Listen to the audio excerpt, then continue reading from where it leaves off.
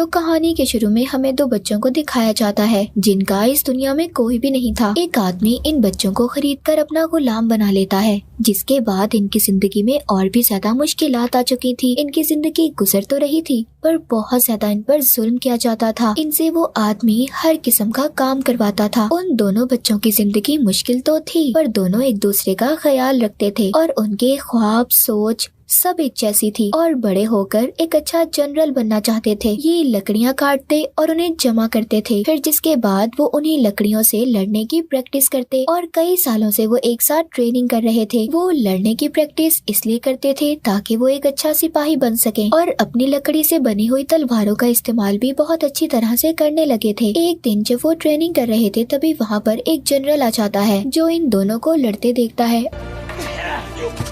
और फिर वो उस आदमी के पास जाता है जिसने इनको खरीदा था। वो कहता है हमारा किंगडम, हमारा राज्य पूरे मुल्क से अच्छे अच्छे सिपाही ढूंढ रहे हैं और मैं चाहता हूँ जो अभी मैंने लड़ते हुए दो लड़कों को देखा उनमें से एक को अपने साथ ले जाना चाहता हूँ ताकि वो साथ जाकर एक अच्छी ट्रेनिंग ले, हमारे अच्छे और बेहतरीन सिपाहियों में शामिल हो जाए। मगर ये बात सिर्फ एक ही के लिए थी। यहाँ पर जिसका नाम ली था वो बहुत खुश होता है और अपने दोस्त से कहता है कि तुम्हारे पास मौका है अपनी फाइटिंग स्किल्स, लड़ाई की महारत दिखाने का। तुम जाओ इनके साथ, मैं बहुत खुश हूँ। चलो हम में से एक का ख्वाब तो पूरा होने जा रहा है। फिर उसी रात ये लोग आखिरी बार लड़ते हैं क्योंकि सुबह को ये लोग अलग होने वाले थे। ली अपने दोस्त से कहता है कि मैं ट्रेनिंग करूंगा और कोशिश करूंगा कि एक अच्छा फाइटर बनकर तुम तक पहुँच सकूँ, जिससे मेरा भी सपना पूरा हो जाएगा। ली अपने दोस्त के जाने के बाद बहुत ज्यादा मेहनत करता है। वो अब पहाड़ों में भी जाकर अपनी ट्रेनिंग करता है और देखते ही देखते लड़ने में इतना माहिर हो जाता है कि वो अपनी लकड़ी की तलवार से पत्थर को भी तोड़ सकता था।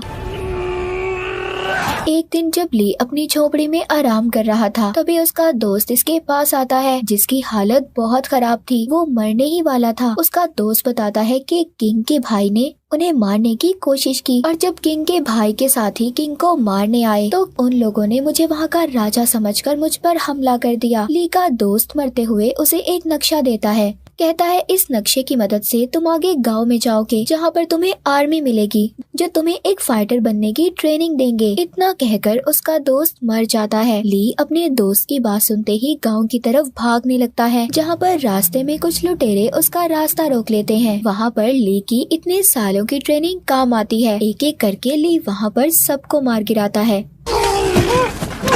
और अपना सफर दोबारा से शुरू करता है और आखिरकार उस गांव में पहुंच जाता है जहां का पता उसके दोस्त ने दिया था, जहां पर उसको एक झोपड़ी मिलती है जिसमें किंग को देखता है जो बिल्कुल ली के दोस्त की शक्ल के थे। ये किंग को देखकर हैरान हो जाता है। अब यहाँ पर किंग उसको बताते हैं तुम्हारे दोस्त को मेरे जनरल इसलिए खरीद कर लाए थे क्योंकि किंग और उसके दोस्त की शक्ल बिल्कुल एक जैसी थी और मेरे जनरल उन लोगों को धोखे में रखना चाहते थे जो मेरे खिलाफ मुझे मारने का प्लान बना रहे थे और इसीलिए मेरे जनरल ने तुम्हारे दोस्त को खरीदा ताकि वो वहाँ पर लोगों को धोखे में रख सके। उधर दूसरी तरफ वो ही लोग किंग के भाई के साथी ली के दोस्त को ढूंढते हुए उस आदमी के पास पहुंच जाते हैं जिसने ली और उसके दोस्त को बचपन में खरीदकर अपना गुलाम बनाया था। इन्हें भी ये बात पता चल चुकी थी कि जिसको इन्होंने मारा था वो किंग नहीं बल्कि उसका हमशक्ल था। उधर ली को इस बात पर गुस्सा आ रहा था कि किंग ने खुद को बचाने के लिए उसके दोस्त को कुर्बान कर दिया। तभी इनकी बात के दौरान वो कातिल आ जाता है जिसने ली के दोस्त को किंग समझकर मारा था और दोबारा से किंग को मारने की कोशिश करता है।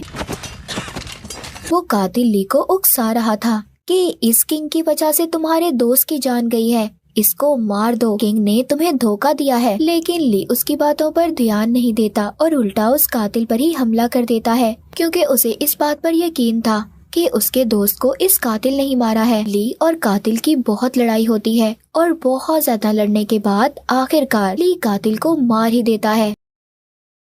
फिर किंग के पास जाता है मगर ली को अभी भी उस पर भी गुस्सा था क्योंकि वो ये समझता था कि उसके दोस्त की असल वजह ये किंग ही है। इसी किंग की वजह से उसके दोस्त की जान गई। पर किंग उसको कहते हैं तुम्हारे दोस्त ने जो खुद की कुर्बानी दी वो पूरे किंगडम, पूरे राज्य के लिए था। किंग बताते हैं कि मेरा जिंदा रहना जरूरी था क्योंकि मैं चाहता था कि मेरे किंगडम, मेरे राज्य की ताकत मेरे पास ही रहे, मेरे भाई के पास न जाए जो बहुत बुरा और जालिम इंसान है। और अगर ऐसा होता तो पूरा किंगडम तबाह हो जाता। किंग ली से कहते हैं कि एक अच्छी आर्मी को बनाने में क्या तुम मेरी मदद करोगे ताकि मैं अपने भाई को मार सकूं और तुम्हारे दोस्त की मौत का बदला भी ले सकूं। दूसरी तरफ हमें किंग के भाई को दिखाया जाता है जिसको बहुत गुस्सा आ रहा था और इसी वजह से वो बहुत ज्यादा परेशान था। वो अपने लोगों को ये हुक्म देता है कि किंग यानी कि उसके भाई को मारने के लिए और ज्यादा आर्मी को भेजें। उधर किंग जब ली के साथ जंगल में थे तभी उन पर एक आदमी जहरीली सुइयों से हमला कर देता है, मगर ली भी उस आदमी पर हमला करता है, उससे बहुत लड़ता है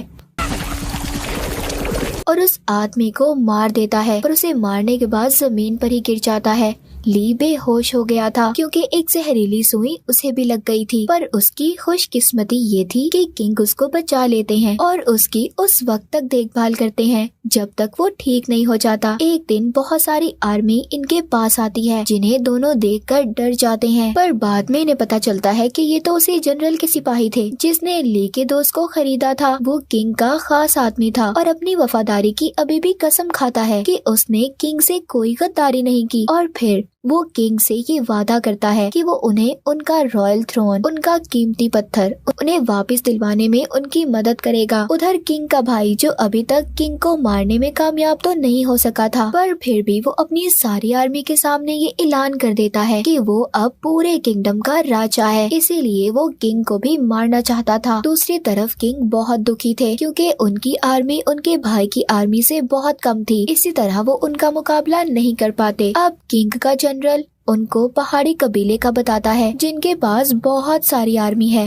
कहते हैं कि हम उनसे मदद ले सकते हैं। किंग भी जनरल की बात को मान लेते हैं और राजी हो जाते हैं। ये सब खतरनाक रास्ते से होते हुए उस पहाड़ी कबीले तक पहुंच जाते हैं जहां पर उनका इस्तकबाल वैसा तो नहीं होता जैसा उन्होंने सोचा था। उनको पहाड़ी कबीले की आर्मी पकड़ लेती है और अपने लीडर के पास ले जाते हैं। किंग जब उनके लीडर के पास जाते हैं तो उन्हें सब बताते हैं कि कैसे उनके भाई ने उन्हें मारने की कोशिश की और किंगडम को भी धोखे से हासिल करना चाहा, पर लीडर किंग की मदद करने से मना कर देता है क्योंकि माजी में पहाड़ी कबीले पर किंग की आर्मी ने बहुत जुल्म किया था, मगर किंग यहाँ पर अपने पिछले गुनाहों की माफी मांगते हैं। ये सब देखकर लीडर मदद करने के लिए मान जाता है। जब वो अपना मास्क हटाकर देखता है तो हम देखते हैं ये लीडर एक लड़की थी और वो किंग से वादा करती है कि वो उनकी मदद करेगी, जिसके बाद ये प्लान करते हैं कि ली को किंग बनाकर भेजा जाएगा और किंग खुद पहाड़ी कबीले की आर्मी में मास्क पहनकर शामिल हो जाते हैं। फिर जब वो किंग के भाई के महल में पहुंचते हैं, वहां पर पहाड़ी कबीले की लीडर उसके कमांडर से कहती है कि वो और उसकी आर्मी यहाँ पर उनकी रॉयल आर्मी में शामिल होना चाहते हैं जो किंग के भाई की आर्मी थी। किंग के भाई का कमांडर बहुत खुश होता है और फिर सबको अपने किंगडम में आने की इजाजत दे देता है, जिससे अब सब किंग के भाई के महल में आ जाते हैं। जिसके बाद वो अचानक से वहाँ की आर्मी पर हमला कर देते हैं।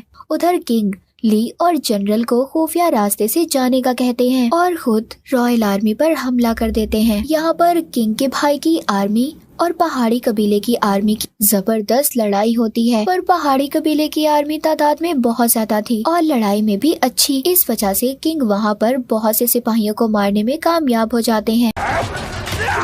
दूसरी तरफ ली जब खुफिया रास्ते से जा रहा था तभी उसे रास्ते में एक बहुत बड़े मॉन्स्टर का सामना करना पड़ता है, पर ली उस मॉन्स्टर को अपनी तलवार से मार देता है और फिर अपने सिपाहियों को लेकर रॉयल महल में दाखिल हो जाता है, जहाँ पर किंग का भाई बड़े आराम से अपने तख्त पर बैठा था। तभी वो यहाँ पर अपने एक साथी को बुलाता है जो बहुत ताकतवर था और ली से उसका मुकाबला करने का कहता है, पर ली भी बिना डरे उसकी बात को मान लेता है। दोनों में बहुत अच्छी तलवारबाजी होती है क्योंकि ये लड़ने में तो दोनों ही माहिर थे। वो एक दूसरे पर बार बार हमला कर रहे थे क्योंकि दोनों की लड़ने की ताकत एक जैसी थी और आखिर में ली उस किंग के भाई के साथी को मार ही देता है। किंग का भाई जो अपने साथी को मरता देखता है, जो बहुत बहादुर था, उसकी मौत के बाद अब इसको भी डर लगने लगा था। वो महल से भागने की कोशिश कर रहा था, पर गेट पर उसको पहाड़ी कबीले की आर्मी घेर लेती है। अब किंग को अपने भाई को हराने में ज्यादा देर नहीं लगती। किंग अपने भाई को पहले ही वार में हरा देता है। तभी वहाँ पर जनरल आ जाते हैं जो कि इनके पड़ोस किंगडम के ताकतवर जनरल थे। वो आकर किंग से पूछता है